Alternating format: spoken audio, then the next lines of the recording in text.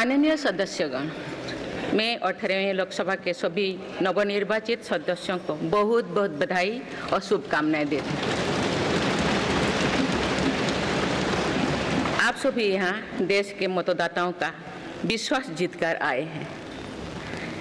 देश सेवा और जन सेवा का ये सौभाग्य बहुत कम लोगों को मिलता है।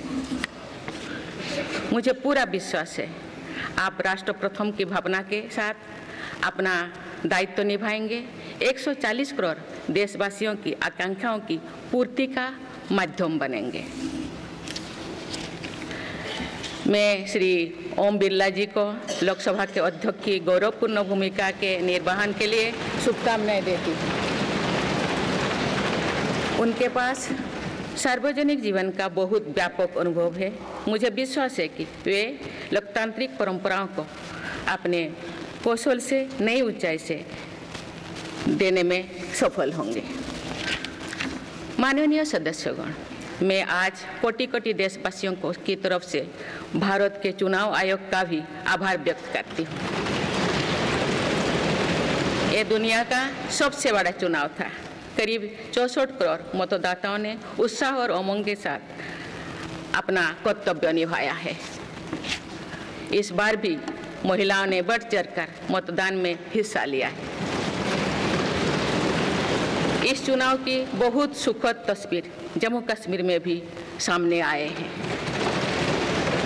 कश्मीर घाटी में वोटिंग के अनेक दशकों के रिकॉर्ड टूटे हैं। बीते 4 दशकों में कश्मीर में हमने बंद और हड़ताल के बीच कम मतदान का दौर ही देखा था। भारत के दुश्मन इसको वैश्विक मंचों पर जम्मू कश्मीर की राय के रूप में दुष्प्रचारित करते रहे, लेकिन इस बार कश्मीर घाटी ने देश और दुनिया में ऐसे हार ताकत को करारा जवाब दिया है। पहली बार इस लोकसभा चुनाव में घर पर जाकर भी मतदान कराया गया है। मैं लोकसभा चुनाव से जुड़ी हर कर्मी को सराहना करती हूं और अभिनंदन करती हूं।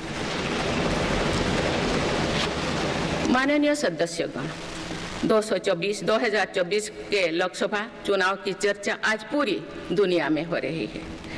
दुनिया देख रही है कि भारत के लोगों में लगातार तीसरी बार स्थिर और स्पष्ट बहुमत की सरकार बनाई है।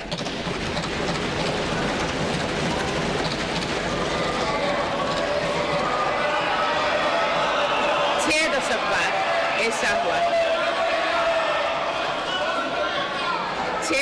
बाद ऐसा हुआ है। ऐसा समय में जो भारत के लोगों की आकांक्षाएं सर्वोच्च स्तर पर है, लोगों ने मेरी सरकार पर लगातार तीसरी बार भरोसा जताया है।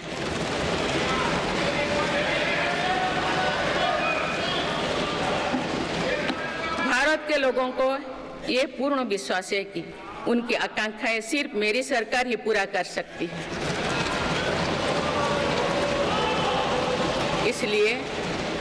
इसलिए 2024 का ये चुनाव नीति, नियत, निष्ठा और निर्णयों पर विश्वास का चुनाव रहा है।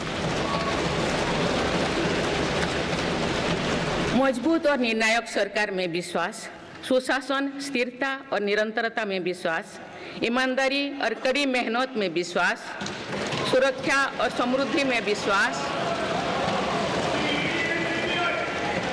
सरकार की गारंटी और डिलीवरी पर विश्वास, विकसित भारत के संकल्प में विश्वास। मेरी सरकार ने 10 वर्षों से सेवा और सुशासन का जो मिशन चलाया है, ये उस पर मुहर है। ये जनादेश है कि भारत की विकसित बनाने का काम बिना रुके चलता रहे और भारत अपने लक्ष्यों की प्राप्ति करते रहे।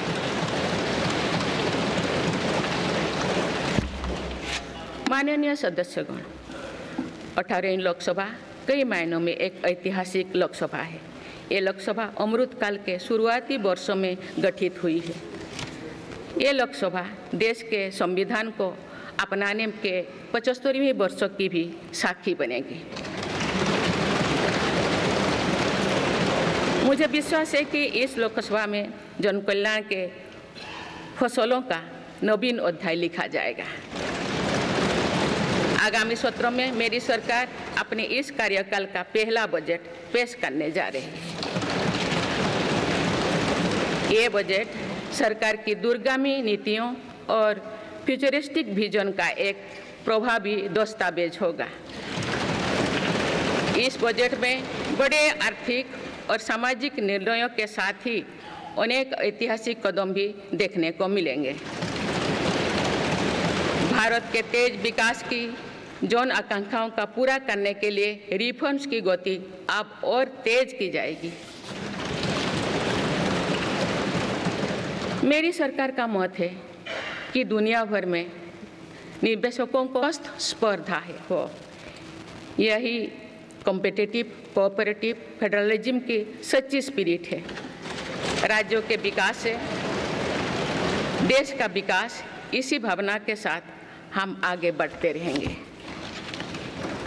माननीय सदस्यगण, रिफॉर्म, परफॉर्म और ट्रांसफॉर्म के संकल्प ने आज भारत को दुनिया की सबसे तेजी से बढ़ने वाली अर्थव्यवस्था बना दिया है। 10 साल में भारत 11वें नंबर की अर्थव्यवस्था से ऊपर उठकर 5वें नंबर पर पहुंचा है।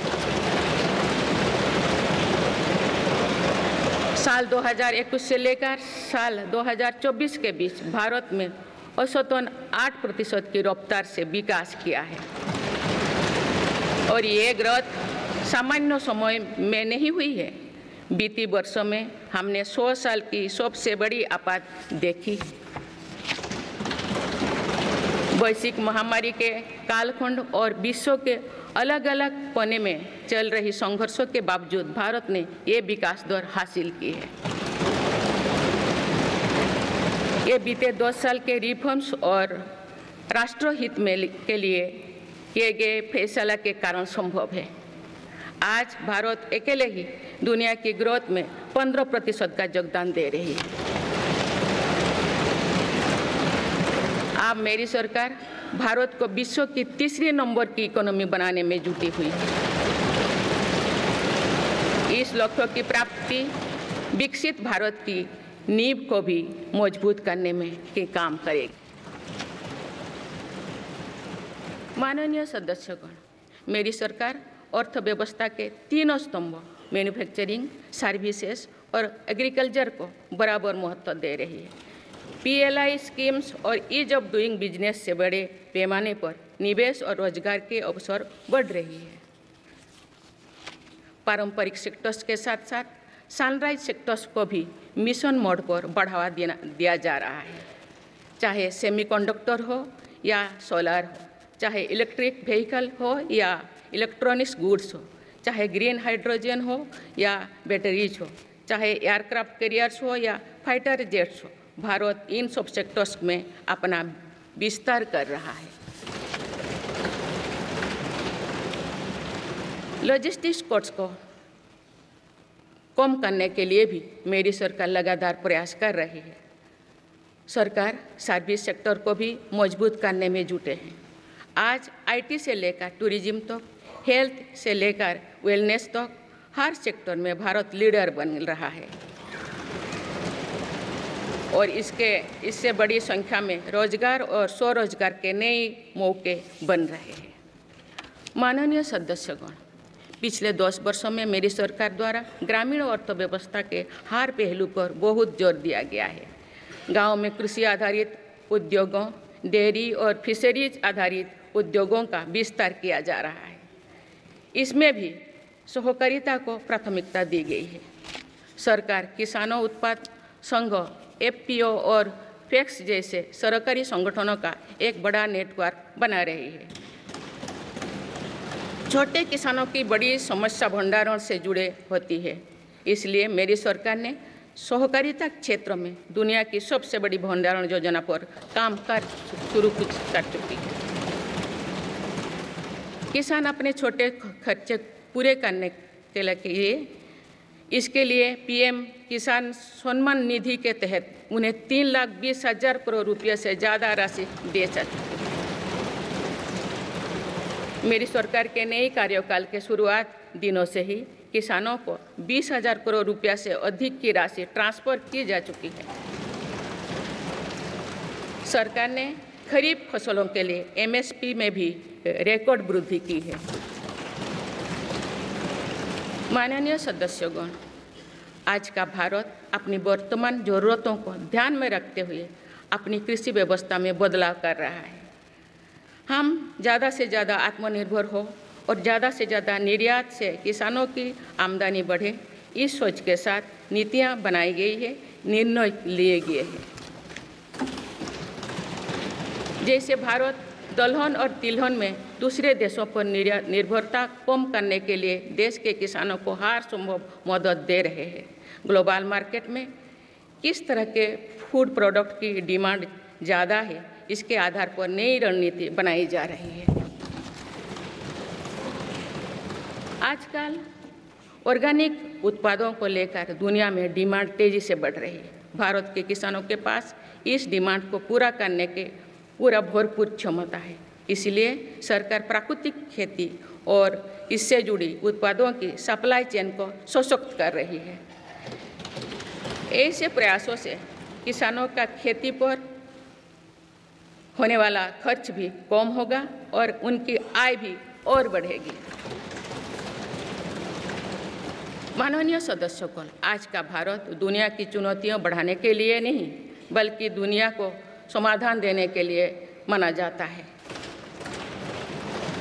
विश्व बंधु के तौर पर भारत ने अनेक वैश्विक समस्याओं के समाधान को लेकर पहल की है। जलवायु परिवर्तन से लेकर खाद्य सुरक्षा तक, पोषण से लेकर सस्टेनेबल एग्रीकल्चर तक हम अनेक समाधान दे रही है। हमारे मोटे अनाज श्री अन्न की पहुंच सुपर फूड के तौर पर दुनिया के कोने कोने में हो, इसके लिए भी अभियान चल रहा है। भारत की पहल पर पूरी दुनिया ने वर्ष 2023 में इंटरनेशनल मिलेट्स ईयर मनाया है। आपने देखा है, हाल ही में पूरी दुनिया ने अंतर्राष्ट्रीय योग दिवस भी मनाया है। भारत की इस महान परंपरा की प्रतिष्ठा विश्व में लगातार बढ़ रही है। योग और आयुष को बढ़ावा देकर भारत एक स्वस्थ विश्व के निर्माण में मदद कर रही है। मेरी सरकार ने रिन्यूएबल एनर्जी की क्षमता भी कई गुना बढ़ाई है। हम जलवायु से जुड़े लक्ष्यों को निर्धारित समय से पहले प्राप्त करने की दिशा दिखा रहा है। नेट जीरो के लिए आज भारत के प्रयास कई दूसरे देशों को प्रेरित कर रहे हैं। इंटरनेशनल सोलर अलायंस जैसे पहल पर आज रिकॉर्ड संख्या में दुनिया के देश हमारे साथ जुड़े हैं। माननीय सदस्यगण, आने वाला समय ग्रीन एरा यानी हरित युग का है। मेरी सरकार इसके लिए भी हर जरूरी कदम उठा रही है। हम हरित उद्योगों पर निवेश बढ़ा रहे हैं, जिससे ग्रीन जॉब्स भी बढ़े हैं। ग्रीन एनर्जी हो या फिर ग्रीन मोबिलिटी, हर मोर्चे पर हम बड़े लक्ष्यों के साथ काम कर रहे हैं। मेरी सरकार अपने शहरों को दुनिया के बेहतरीन लिविंग स्पेस बनाने के लिए भी प्रतिबद्ध है। प्रदूषण से मुक्त, साफ सुथरे और सुविधा युक्त शहरों में रहना भारत के नागरिकों का हक है। विशेष रूप से छोटी शहरें और कस्बे में बीते 10 वर्षों से अभूतपूर्व निवेश किया गया है। भारत में आज दुनिया का तीसरे सबसे बड़ा डोमेस्टिक एविएशन मार्केट है। अप्रैल 2014 में भारत में सिर्फ 209 एयरलाइन रूट्स थे। अप्रैल 2024 में इनकी संख्या बढ़कर 605 हो गया है। हवाई यात्रा में हो रहे इस विस्तार का सीधा लाभ टियर 2, टियर 3 शहरों को हो रहा है। 10 वर्षों में देश के 21 शहरों तक मेट्रो सुविधाएं पहुंची है। वंदे मेट्रो जैसे कई योजनाएं पर काम चल रही है। भारत का पब्लिक ट्रांसपोर्ट दुनिया में बेहतरीन हो, इस लक्ष्य के साथ मेरी सरकार काम कर रही है। माननीय सदस्यगण, मेरा सरकार इन आधुनिक मापदंड पर काम कर रही है, जिससे भारत विकसित देश के सामने बराबरी से खड़े हो सके। इंफ्रास्ट्रक्चर का विकास इस दिशा में बदलते भारत की नई तस्वीर के रूप में उभारा है। मेरी सरकार ने 10 वर्षों में पीएम ग्रामीण सड़क योजना के तहत गांव में 3,80,000 किलोमीटर से ज़्यादा सड़कें बनाई। आज भारत में नेशनल हाईवेज और एक्सप्रेसवेज का जाल बिछ रहा है। नेशनल हाईवेज बनाने की गति में भी 2 गुनी से अधिक की वृद्धि हुई है। अहमदाबाद मुंबई के बीच हाई स्पीड रेल इकोसिस्टम का निर्माण कार्य भी तेजी से आगे बढ़ रहा है। मेरी सरकार ने उत्तर, दक्षिण और पूर्वी भारत के बुलेट ट्रेन कॉरिडोर्स के लिए फिजिबिलिटी स्टडीज शुरू करने का फैसला किया है। पहली बार देश में अंतर्देशीय जलमार्गों के विकास पर इतने व्यापक रूप से काम शुरू हुआ है। इसका बड़ा लाभ नॉर्थ ईस्ट को होगा। मेरी सरकार ने नॉर्थ ईस्ट के विकास के लिए 10 वर्षों में आवंटन में 4 गुना से अधिक की वृद्धि की है। सरकार इस क्षेत्र को एक्ट ईस्ट पॉलिसी के तहत स्ट्रेटेजिक गेटवेज बनाने के लिए काम कर रही है।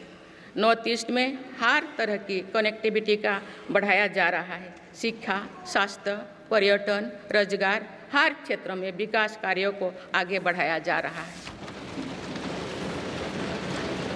असम में 27,000 करोड़ रुपया की लागत से सेमीकंडक्टर प्लांट बनाया जा रहा है। यानी north east made in India chips को भी सेंटर होने वाला है।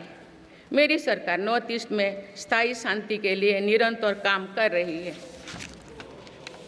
पिछले इस 10 वर्षों में अनेक पुराने विवादों को हल किया गया, अनेक अहम समझौते हुई है। नॉर्थ ईस्ट में अशांत क्षेत्रों में तेज विकास करके चरणबद्ध तरीके से अफवाह हटाने का काम भी जारी है। देश के हर क्षेत्रों में विकास के ये नए आयाम भारत के भविष्य का उद्घोष कर रहे हैं। माननीय सदस्य, वुमेन लेड डेवलपमेंट के लिए समर्पित मेरी सरकार ने महिला सशक्तिकरण के एक नई युग की शुरुआत की है। देश की नारी शक्ति लंबे समय तक लोकसभा और विधानसभा में अधिक भागीदारी की मांग कर रही थी। आप उनके पास नारी शक्ति बंधन अधिनियम की ताकत है। सरकार की योजनाओं की वजह से पिछले 1 दशक में महिलाओं का आर्थिक सामर्थ्य बढ़ा है। आप जानते हैं कि बीते 10 वर्षों में बने 4 करोड़ पीएम आवास में से ज़्यादातर महिलाओं के नाम ही आवंटित हुई है। आप तीसरी कार्यकाल के शुरुआत में ही सरकार ने 3 करोड़ नए घर बनाने की स्वीकृति दे दी है। इनमें से भी अधिकतर घर महिलाओं के नाम पर ही आवंटित होंगे। बीते 10 वर्षों में 10 करोड़ महिलाएं सेल्फ हेल्प ग्रुप्स से जुड़े हैं। मेरी सरकार ने 3 करोड़ महिलाओं को लखपति दीदी बनाने के लिए व्यापक अभियान चलाए हैं। इसके लिए सेल्फ हेल्प ग्रुप्स को आर्थिक मदद भी बढ़ाई जा रही है। सरकार का प्रयास है कि महिलाओं का कौशल बढ़े, कमाई के साधन बढ़े और उनका सम्मान भी बढ़े। नमो ड्रोन दीदी योजना इस लक्ष्य की पूर्ति में सहायक बन रही है। इस योजना के तहत हजारों सेल्फ हेल्प ग्रुप्स की महिलाओं को ड्रोन दिए जा रहे हैं। ड्रोन पायलट बनने की ट्रेनिंग भी दी जा रही है। मेरी सरकार ने हाल ही में कृषि खेती सखी कार्यक्रम भी शुरू किया है। इसके तहत अभी तक सेल्फ हेल्प ग्रुप्स की 30,000 महिलाओं को कृषि सखी के रूप में प्रमाण पत्र दिए गए हैं। कृषि सखियों को आधुनिक खेती की तकनीक में प्रशिक्षण किया जा रहा है ताकि वे कृषि को और आधुनिक बनाने में किसानों की मदद कर सकें।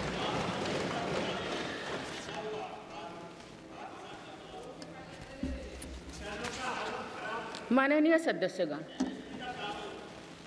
मेरी सरकार का ये भी प्रयास है कि महिलाएं अधिक से अधिक बचत कर सकें। बैंक खातों में जमा राशि पर बेटियों को ज़्यादा ब्याज देने वाला सुकन्या समृद्धि योजना की लोकप्रियता से हम परिचित हैं। मुफ्त राशन और सस्ते गैस सिलेंडर की योजना से महिलाओं को बहुत लाभ हो रहा है। अब मेरी सरकार बिजली का बिल जीरो करने और बिजली बेचकर कमाई करने की योजना भी लाई है। पीएम सूर्यघर मुफ्त बिजली योजना के तहत घर की छत पर सोलर पैनल लगाए जा रहे हैं। इसके लिए मेरी सरकार प्रति परिवार 78,000 रुपया तक की मदद कर रही है। इतने कम समय में 1 करोड़ से ज़्यादा परिवार इन योजना में रजिस्टर कर चुके हैं। जिन घरों में सोलर पैनल लग चुके हैं, अब वहां बिजली का बिल जीरो हो गया है। माननीय सदस्यगण, विकसित भारत का निर्माण तभी संभव है जब देश के गरीब, युवा, नारी शक्ति और किसान सशक्त होंगे। इसलिए मेरी सरकार की योजनाओं में सर्वोच्च प्राथमिकता इन्हीं 4 स्तंभों को दी जा रही है। हमारी कोशिश इन तो हर सरकारी योजना का लाभ पहुंचाने की है और यही सैचुरेशन को की अप्रोच भी है। जो भारत इस इच्छा शक्ति के साथ काम कर रही है कि सरकारी योजना से एक भी व्यक्ति छूटे नहीं, तो इसका लाभ सभी को होता है। सरकार की योजनाओं एवं सैचुरेशन अप्रोच के कारण ही 10 वर्षों में 25 करोड़ भारतीय गरीबी से बाहर निकले हैं।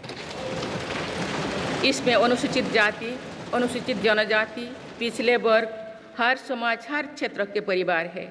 10 वर्षों में लास्ट माइल डिलीवरी पर फोकस ने इन वर्गों का जीवन बदल दिया है।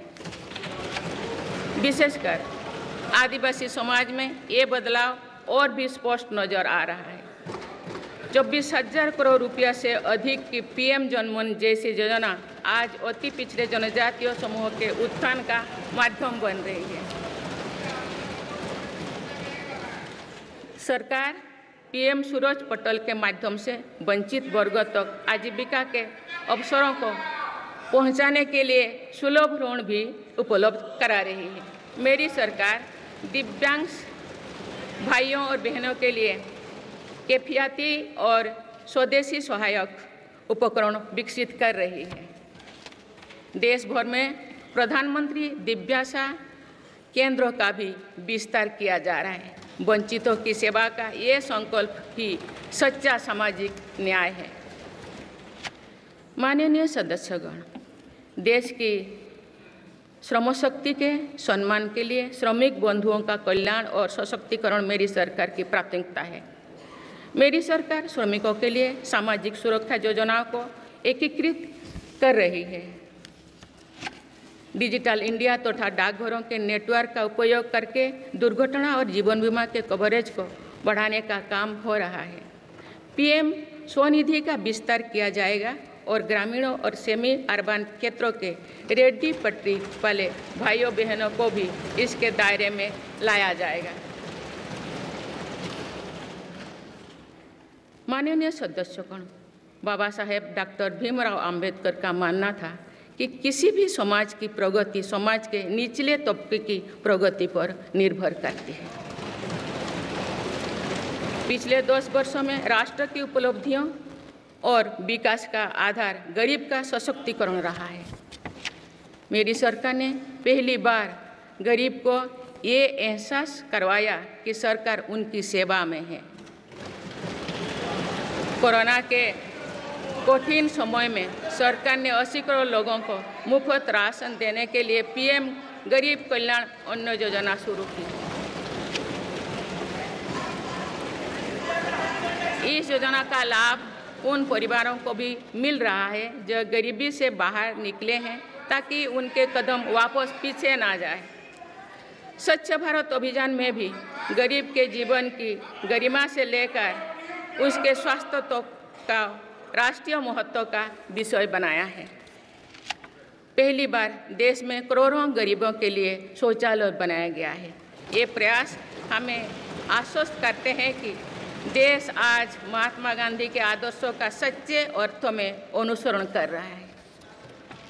मेरी सरकार 55 करोड़ लाभार्थियों को आयुष्मान भारत योजना के तहत मुफ्त स्वास्थ्य सेवाएं भी उपलब्ध करवाए हैं।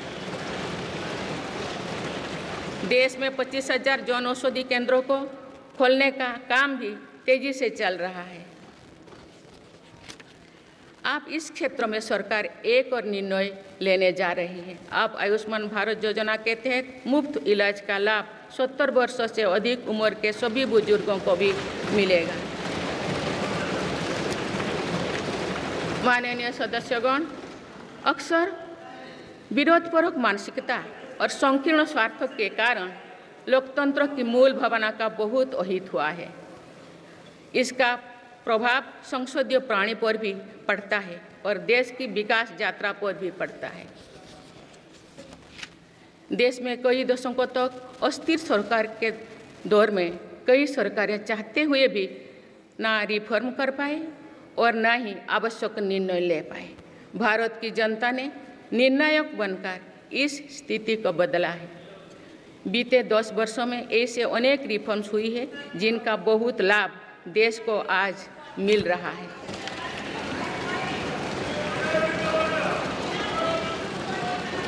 जब ये रिफॉर्म्स किए जा रहे थे तो भी इनका विरोध किया गया था। नकारात्मकता फैसले की कोशिश की गई थी, लेकिन ये सारे रिफॉर्म्स समय की कसौटी पर खरे साबित हुए हैं।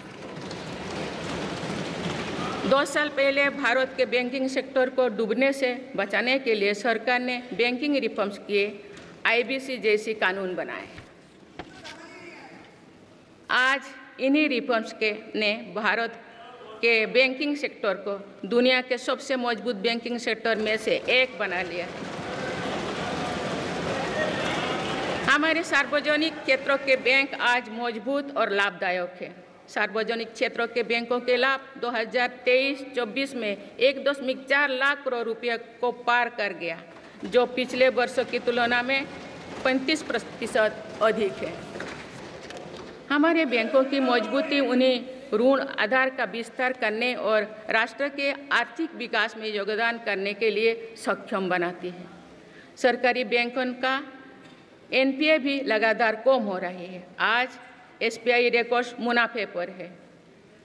आज LIC पहले से कहीं अधिक मजबूत है। आज HAL भी देश की डिफेंस इंडस्ट्री को ताकत दे रही है।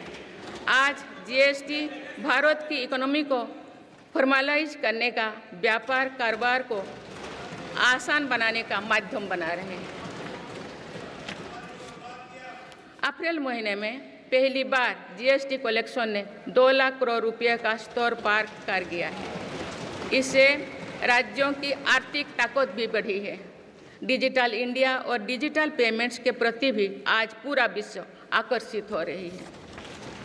माननीय सदस्यगण, एक सशक्त भारत के लिए हमारे सैन्य बलों में आधुनिकता जरूरी है। युद्ध की स्थिति में हम सर्वश्रेष्ठ रहें, इसके लिए सेनाओं में रिफॉर्म्स की प्रक्रिया निरंतर जारी रहनी चाहिए। इसी सोच के साथ मेरी सरकार ने बीते 10 वर्षों में डिफेंस सेक्टर में अनेक रिफॉर्म्स किए हैं। GDS जैसे रिफॉर्म्स ने हमारी सेनाओं को नई मजबूती दी है। मेरी सरकार ने डिफेंस सेक्टर को आत्मनिर्भर बनाने के कई महत्वपूर्ण कदम उठाए हैं।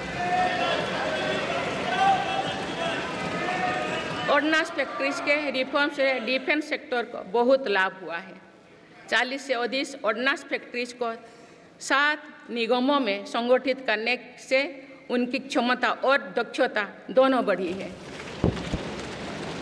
ऐसे ही रिफॉर्म्स के कारण भारत आज 1 लाख करोड़ रुपये से अधिक की डिफेंस मैन्युफैक्चरिंग कर रहा है। पिछले एक दशक में हमारे डिफेंस एक्सपोर्ट 18 गुना अधिक होकर 21,000 करोड़ रुपया तक पहुंच चुका है। फिलीपींस के साथ ब्रह्मोस मिसाइल का रक्षा सौदा डिफेंस एक्सपोर्ट के क्षेत्र में भारत की पहचान मजबूत कर रहा है। सरकार ने युवाओं और उनके स्टार्टअप्स को बढ़ावा देकर आत्मनिर्भर डिफेंस सेक्टर की मजबूत नींव तैयार की है। मेरी सरकार उत्तर प्रदेश और तमिलनाडु में 2 डिफेंस कॉरिडोर्स भी विकसित कर रही है। हम सभी के लिए एक खुशी की बात है कि पिछले वर्ष हमारी सैन्य जरूरतों की लगभग 70% खरीद भारतीय उद्योगों से ही की गई है। हमारी सेनाओं ने 500 से अधिक सैन्य साजो सामान को विदेशों में नहीं मंगाना तय किया है। ये सभी हथियार और उपकरण अब सिर्फ भारतीय कंपनियों से ही खरीद की जाएगी। मेरी सरकार ने सैनिकों के हितों को भी हमेशा प्राथमिकता दी है, तभी 4 दशक के बाद वन रैंक वन पेंशन को लागू किया गया है। इसके तहत अब तक 1,20,000 करोड़ रुपया दिए जा चुके हैं। शहीद सैनिकों के सम्मान के लिए सरकार ने कर्तव्य पथ के एक छोर पर नेशनल वॉर मेमोरियल की स्थापना भी की है। ये प्रयास केवल वीर जवानों के प्रति कृतज्ञ राष्ट्र का नमन ही नहीं है, बल्कि राष्ट्र प्रथम की अनवरत प्रेरणा का स्रोत भी है। माननीय सदस्यगण, मेरी सरकार देश के हर युवा को बड़े सपने देखने और उन्हें साकार करने के लिए जरूरी माहौल बनाने में जुटी है। बीते 10 वर्षों में ऐसे हर अवरोध को हटाया गया है जिसके कारण युवाओं को परेशानी थी। पहले अपने ही प्रमाण पत्रों को अटेस्ट करने के लिए युवाओं को भटकना पड़ता था। अब युवा सेल्फ अटेस्टेड करने का काम कर रहे हैं।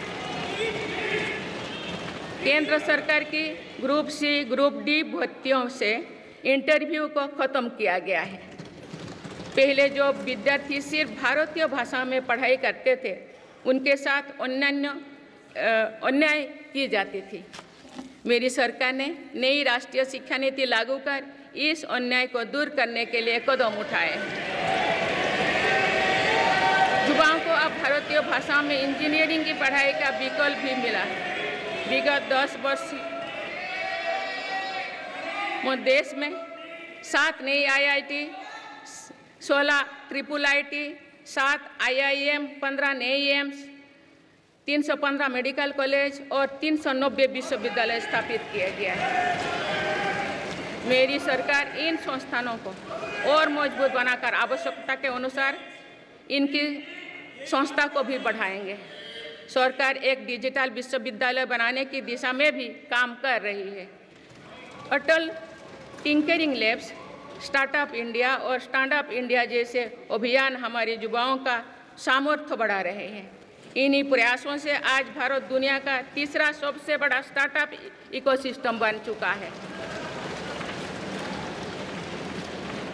माननीय सदस्यगण, सरकार का ये निरंतर प्रयास है कि देश के युवाओं को अपनी प्रतिभा दिखाने का उचित अवसर मिले।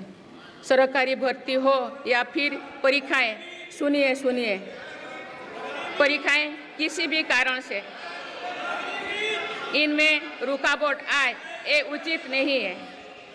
इनमें शुचिता और पारदर्शिता बहुत जरूरी है। हाल ही में कुछ परीक्षाओं में हुई पेपर लीक की घटनाओं की निष्पक्ष जांच और दोषियों को कड़ी से कड़ी सजा दिलवाने के लिए मेरी सरकार प्रतिबद्ध है। इससे पहले भी हमने देखा है कि कई राज्यों में पेपर लीक की घटनाएं होती रही है। इस पर दलीय राजनीति से ऊपर उठकर देशव्यापी ठोस उपाय करने की जरूरत है। संसद ने भी परीक्षा में होने वाली गड़बड़ियों के विरुद्ध एक सख्त कानून बनाया है। मेरी सरकार परीक्षाओं से जुड़ी संस्थाओं, उनके कामकाज के तरीके, परीक्षा प्रक्रिया सभी में बड़ी सुधार करने की दिशा में काम कर रही है। माननीय सदस्यगण, मेरी सरकार ने युवाओं की राष्ट्र निर्माण में भागीदारी और बढ़ाने के लिए मेरा युवा भारत माय भारत अभियान की शुरुआत भी की है। इसमें अब तक 1.5 करोड़ से अधिक युवाओं का पंजीकरण हो चुका है। इस पहल से युवाओं में नेतृत्व कौशल और सेवा भावना का बीजारोपण होगा। आज हमारे युवाओं को खेलों में भी आगे बढ़ने के नए अवसर मिल रहे हैं। मेरी सरकार के प्रभावी प्रयासों का परिणाम है कि भारत के युवा खिलाड़ी वैश्विक मंचों पर रिकॉर्ड संख्या में मेडल्स जीत रहे हैं। कुछ ही दिनों बाद पेरिस ओलंपिक्स में भी शुरू होने वाले जा रहे हैं। ओलंपिक्स में देश का प्रतिनिधित्व करने वाले हर खिलाड़ी पर हमें गर्व है। मैं उन्हें अपनी शुभकामनाएं देती हूँ। इन उपलब्धियों को और आगे ले जाने के लिए भारतीय ओलंपिक संघ 2036 ओलंपिक्स खेलों की मेजबानी की तैयारी भी कर रही है। माननीय सदस्यगण, जुलाई की 1 तारीख से देश में भारतीय न्याय संहिता भी लागू हो जाएगी।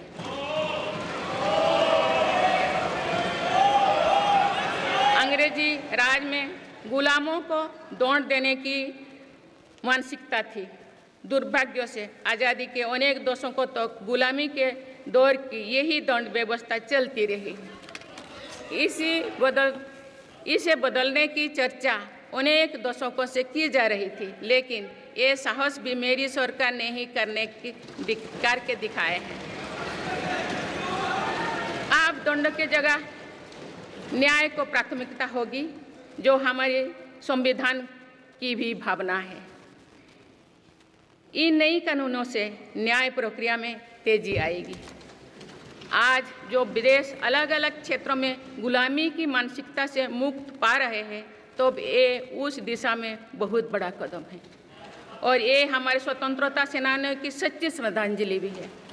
मेरा सरकार ने सीएए कानून के तहत शरणार्थियों को नागरिकता देना शुरू कर दिया है। इससे बंटवारे से पीड़ित अनेक परिवारों के लिए सम्मान का जीवन जीना तय हुआ है। जिन परिवारों को सीएए के तहत नागरिकता मिली है, मैं उनके बेहतर भविष्य की कामना करती हूँ।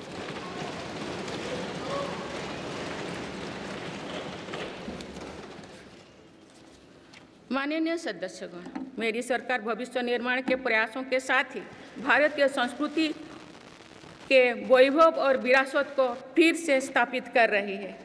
हाल में नालंदा यूनिवर्सिटी के भव्य कैंपस के रूप में इसमें एक नया अध्याय जुड़ा है। नालंदा सिर्फ एक यूनिवर्सिटी मात्र नहीं थी, बल्कि ये वैश्विक ज्ञान केंद्र के रूप में भारत के गौरवशाली अतीत का प्रमाण थी।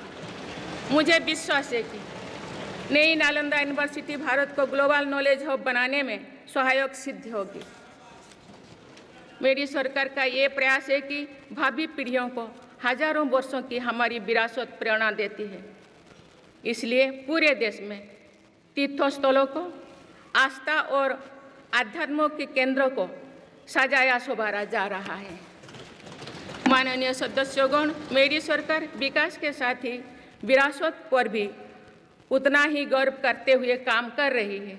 विरासत पर गर्व का ये संकल्प आज अनुसूचित जाति, अनुसूचित जनजाति, वंचित वर्ग और सर्व समाज के गौरव का प्रतीक बन रहा है। मेरी सरकार ने भगवान बिरसा मुंडा के जन्म दिवस को जनजातीय गौरव दिवस के रूप में मनाने की शुरुआत की है। अब अगले वर्ष भगवान बिरसा मुंडा की 150वीं जयंती के पूरे देश में धूमधाम से मनाया जाएगा। देश रानी दुर्गावती की 500वीं जयंती को भी व्यापक स्तर पर मना रहा है। पिछले महीने ही देश ने रानी अहिल्याबाई होलकर की 300वीं जयंती का साल भर चलने वाला महोत्सव भी शुरू किया गया। इससे पहले सरकार गुरु नानक देव जी का 550वां और गुरु गोविंद सिंह जी का 350वां प्रकाश पर्व भी धूमधाम से मना चुके हैं। एक भारत श्रेष्ठ भारत के भाव से काशी तमिल संगमम, सौराष्ट्र तमिल संगमम जैसी उत्सवों की परिपाटी भी मेरी ही सरकार ने शुरू की है। इन आयोजनों से हमारी नई पीढ़ियों को राष्ट्र निर्माण की प्रेरणा मिलती है और राष्ट्र पर गौरव का भाव और मजबूत होता है। माननीय सदस्यगण, हमारी सफलताएं हमारी साझी धरोहर है, इसीलिए उन्हें अपनाने में संकोच नहीं, स्वाभिमान होना चाहिए। आज अनेक सेक्टर्स में भारत बहुत अच्छा प्रदर्शन कर रहा है। ये उपलब्धियां हमें हमारी प्रगति और सफलताओं पर गर्व करने की अपार अवसर देती है। जो भारत डिजिटल पेमेंट्स के मामले में दुनिया में अच्छा प्रदर्शन करता है, तो हमें गर्व होना चाहिए। जो भारत के वैज्ञानिक चंद्रयान को चंद्रमा के दक्षिणी ध्रुव पर सफलता से उतारते हैं तो हमें गर्व होना चाहिए। जो भारत दुनिया की सबसे तेज बढ़ती इकोनॉमी बनता है तो हमें गर्व होना चाहिए। जो भारत इतना बड़ा चुनाव अभियान बिना बड़ी हिंसा और अराजकता से पूरा कराए तो भी हमें गर्व होना चाहिए। आज पूरा विश्व हमें मदर ऑफ डेमोक्रेसी के रूप में सम्मान देता है। भारत के लोगों ने हमेशा लोकतंत्र के प्रति अपना पूर्ण विश्वास प्रकट किया है। चुनाव से जुड़ी संस्थाओं पर पूरा भरोसा जताया है। स्वस्थ लोकतंत्र को बनाए रखने के लिए हमें इस विश्वास को सहेज कर रखना है, इसकी रक्षा भी करना है। हमें याद रखना होगा, लोकतांत्रिक संस्थाओं और चुनावी प्रक्रिया पर लोगों के विश्वास को चोट पहुंचाना उसी डाल को काटना जैसे जिस पर हम सब बैठे हैं।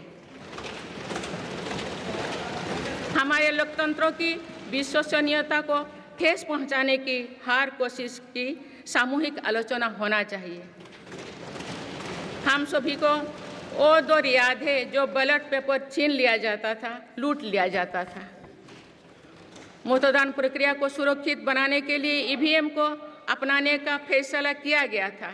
पिछले कई दशकों में ईवीएम में सुप्रीम कोर्ट से लेकर जनता की अदालत तो हर कसौटी को पार किया है। माननीय सदस्यगण, मैं आप सभी सदस्यों से अपनी कुछ और चिंताएं भी साझा करना चाहती हूँ। मैं चाहूँगी कि आप सभी इन विषयों पर चिंतन मनन करके इन विषयों पर ठोस और सकारात्मक परिणाम देश को दें। आज की संचार क्रांति के युग है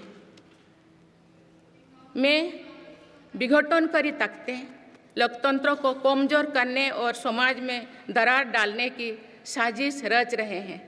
ये ताकतें देश के भीतर भी है और देश के बाहर भी संचालित हो रहे हैं।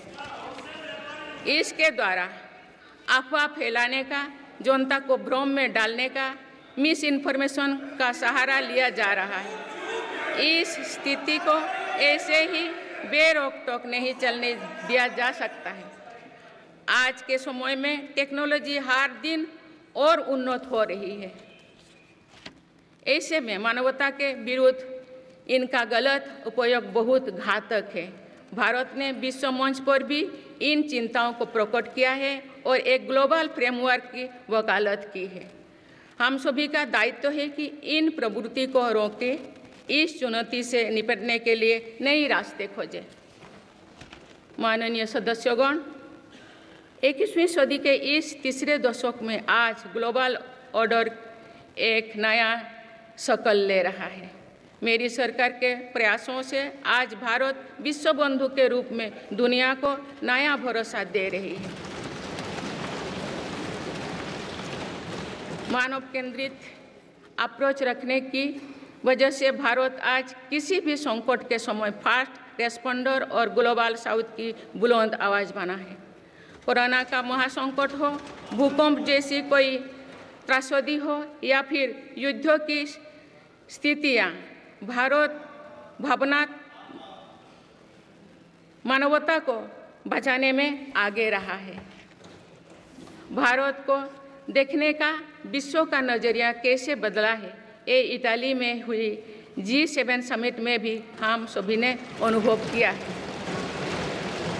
भारत ने अपनी G20 अध्यक्षता के दौरान भी विश्व को अनेक मुद्दों पर एकजुट किया है। भारत की अध्यक्षता के दौरान ही अफ्रीकन यूनियन को G20 का स्थायी सदस्य बनाया गया है। इससे अफ्रीका महाद्वीप के साथ साथ पूरे ग्लोबल साउथ का भरोसा मजबूत हुआ है। नेबरहुड फर्स्ट पॉलिसी में चलते हुए भारत ने पड़ोसी देशों के साथ अपने रिश्तों को मजबूत किया है। 7 पड़ोसी देशों के नेताओं का 9 जून को केंद्रीय मंत्रिपरिषद के शपथ ग्रहण समारोह में भाग लेना मेरी सरकार की इस प्राथमिकता दर्शाते हैं। भारत सबका साथ सबका विकास की भावना के साथ इंडो पैसिफिक क्षेत्रों के देश के साथ भी सहयोग बढ़ा रही है। पूर्वी एशिया हो या फिर मिडिल ईस्ट और यूरोप, मेरी सरकार कनेक्टिविटी पर बहुल बल दे रही है। भारत के विजन ने ही India Middle East Europe economic corridor को आकार देना शुरू किया है। ये कॉरिडोर 21वीं सदी के सबसे बड़ी गेम चेंजर में एक सिद्ध होगा। माननीय सदस्यगण, आने वाला कुछ महीने में भारत एक गणतंत्र के रूप में 75वें वर्ष पूरी करने जा रहे हैं। भारत का संविधान बीते दशकों में हर कसौटी पर खरा उतरा है। जब संविधान बन रहा था तो भी दुनिया में ऐसे ताकतें थे जो भारत के असफल होने की कामना कर रही थी। देश में संविधान लागू होने के बाद भी संविधान पर अनेक बार हमले हुए हैं। आज 27 जून है। 25 जून 1975 को लागू हुआ आपातकाल संविधान पर सीधे हमले का सबसे बड़ा और काला अध्याय था।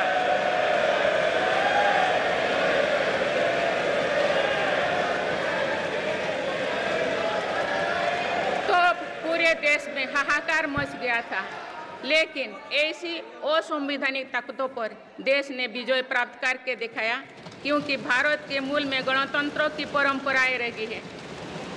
मेरी सरकार भी भारत के संविधान को सिर्फ राजकाज का माध्यम भर नहीं मानती, बल्कि हमारा संविधान जन चेतना का हिस्सा हो, इसके लिए हम प्रयास कर रहे हैं। इसी ध्येय के साथ मेरी सरकार ने 26 नवंबर को संविधान दिवस के रूप में मानना शुरू किया है। आप भारत के उस भूभाग हमारे जम्मू कश्मीर में भी संविधान पूरी तरह लागू हो गया है, जहां आर्टिकल 370 की वजह से स्थितियां कुछ और थी।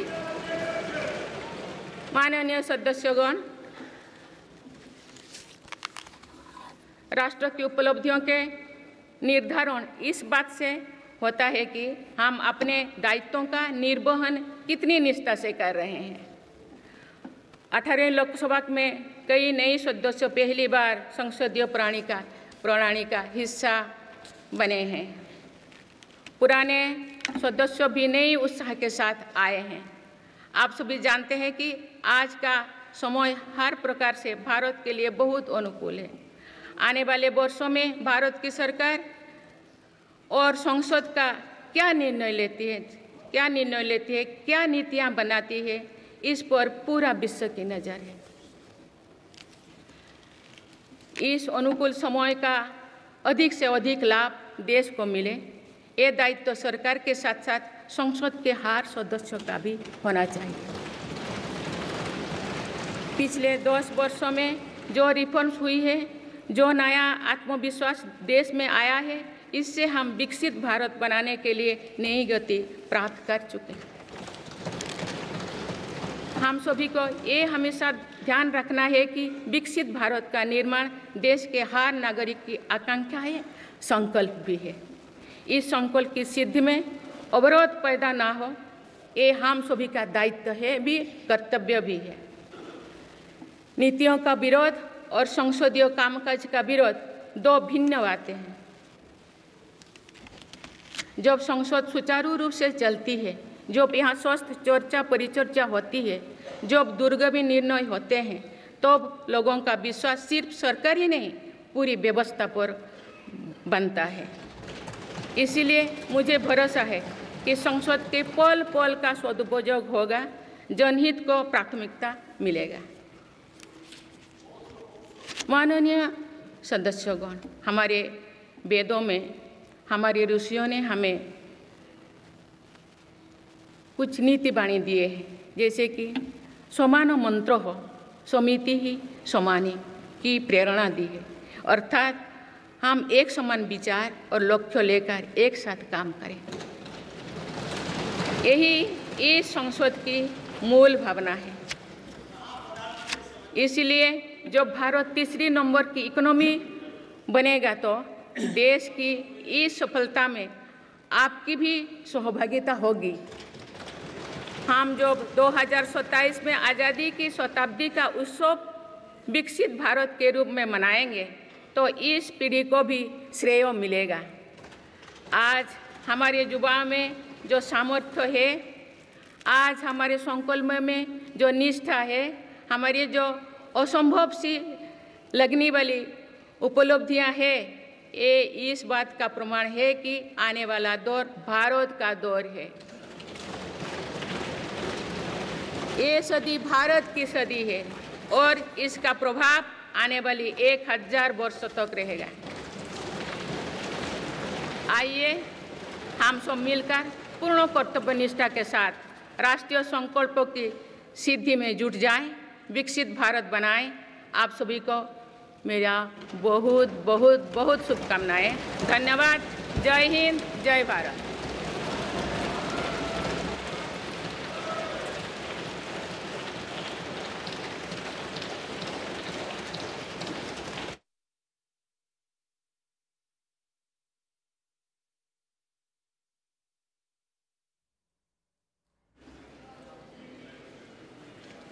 राष्ट्रपति द्रौपदी मुर्मू को आपने सुना, संसद के दोनों सदनों को उन्होंने संबोधित किया, सरकार की अभी तक की जो उपलब्धियां रही उनका जिक्र भी किया, सांसदों को शुभकामनाएं भी उनकी तरफ से दी गई। इसके अलावा आगे का रोड मैप सरकार का जो रहने वाला है उसका भी उन्होंने यहाँ जिक्र किया, किस तरह से ग्रामीण भारत का विकास हुआ है, किस तरह से जो महिलाएं हैं उनका विकास किया गया है, इन सभी बातों का जिक्र रहा उनके अभिभाषण में। My heartiest congratulations and best wishes to all the newly elected members of the 18th Lok Sabha. I wish Shri Om Birla ji the very best for performing his exalted role as the Speaker of the Lok Sabha. Honorable members, I also express my gratitude to the Election Commission of India on behalf of crores of Indians today. This was the largest election in the world. The Kashmir Valley has broken all records of voter turnout in decades. Honorable members, the world is witnessing that the people of India have elected a stable government with clear majority consecutively for third term. Honorable members, तो यहाँ आपने जगदीप धनखड़ को सुना, उन्होंने ओम बिरला को सबसे पहले शुभकामनाएं दी अपनी तरफ से। अब देखिए राष्ट्रपति के अभिभाषण की जो मुख्य बातें थी, जो मेन पॉइंट्स थे, वो हम आपको बता रहे हैं। पेपर लीक का मामला इस वक्त राष्ट्र में चल रहा है, उसी के ऊपर उन्होंने कहा है कि निष्पक्ष जांच की जानी चाहिए। अपने अभिभाषण में राष्ट्रपति की तरफ से कहा गया, ये भी उन्होंने कहा कि पिछली सरकारों में भी पेपर लीक होता रहा है और इसीलिए अब इसे लेकर कठोर कानून की जरूरत है, पारदर्शिता परीक्षाओं में हो इसकी जरूरत है, गड़बड़ी करने के ऊपर कड़ी सजा का प्रावधान होना चाहिए और इसके खिलाफ, पेपर लीक के खिलाफ कड़े कानून बनने चाहिए। इन तमाम बातों का जिक्र राष्ट्रपति के अभिभाषण में आज रहा है, तो ये बहुत अहम हो जाता है क्योंकि देश में इस वक्त नीट पेपर लीक मामले को लेकर के एक अलग ही बहस छिड़ी हुई है और ऐसे में राष्ट्रपति दोनों सदनों को जब संबोधित कर रही थी तो उन्होंने ये कहा कि ये पहली मर्तबा नहीं है जब देश के अंदर पेपर लीक हुआ, इसके पहले की सरकारों में भी होता रहा है। अब जरूरी कदम यह है कि इसे लेकर कोई कठोर कार्रवाई की जाए और एक कठोर से कठोर कानून इसे लेकर के बनाया जाए। तो बहुत अहम जानकारी इस वक्त आपको हम दे रहे हैं, जब राष्ट्रपति द्रौपदी मुर्मू के अभिभाषण में भी नीट पेपर लीक मामला एक तरह से दिखाई दिया। उन्होंने पेपर लीक को लेकर के अपने अभिभाषण में जिक्र किया है। इसके अलावा भी जो महत्वपूर्ण बिंदु रहे हैं राष्ट्रपति के अभिभाषण के, वो आपको हम बता रहे हैं।